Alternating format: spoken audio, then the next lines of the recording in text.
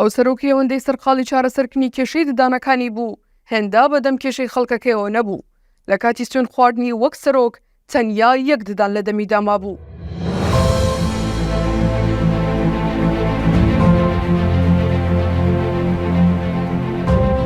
جۆرج واشنتن هەم سەرباز هەم کۆنگرێسمان و هەمیش یەکەمین سەرۆکی ویلایەتە یەکگرتووەکانی ئەمریکا بوو. لە ساڵی 1732 لەدایک بووە. لە ساڵانی 1789 تا ساڵی 1797 سەرۆکی ویلایەتە یەکگرتووەکانی ئەمریکا بووە.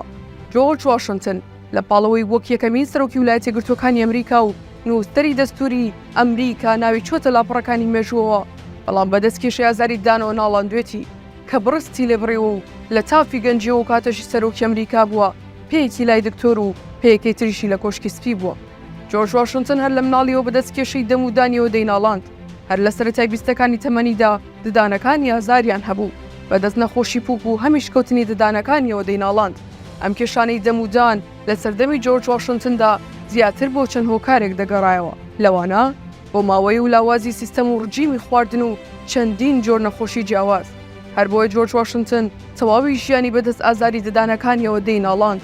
بۆ مەبەستەش ژمارەیەکی زۆر دکتۆری دان و دان پاکەرەوەی لای خۆی دامەزراند بوو تا بەشێک لە ئازارەکانی کەم بکەنەوە.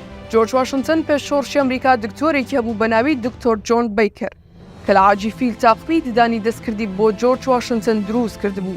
جۆرج واشنتن ئازاری ددانەکانی وا چەنگی پێڵچنی بوو لە ساڵی 1780کان یەکێک لە باشترین دکتۆرە فەڕەنسیەکانی دانیشتووی ئەمریکای وەک فەرمانبەر لای خۆی بە ناوی لی مایر دامەزراند بوو بۆ ئەوەی لە نزیکە و چارەسەری کێشەکانی دەم و دانی بکات.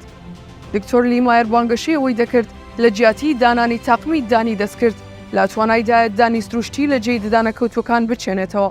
لە کاتی سوێن خواردنی وەک سەرۆکی ئەمریکا لە ساڵی 1789 جۆرج واشنتن تەنیا یەک ددان لە دەمیدا مابوو.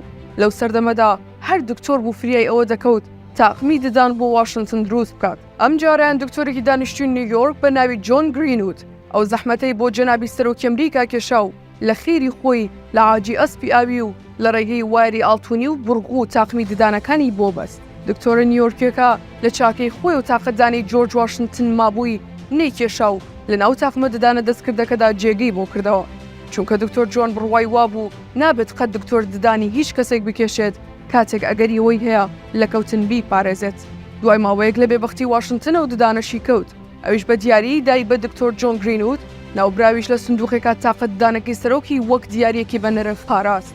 ئەم ددانێشەوە بەکارهێنانی تاقمی ددانی دەستکرد دەم و چاو و ڕوخساری جۆرج واشنتنیان تێکدا بوو کە بەڕوونی لەو تابلۆیانەدا هەستی پێدەکرا کە بۆی کێشا بوو، بە تایبەت ئەو تابلۆی گیلبەرت سوارت کێشا بووی لە ساڵی 1796.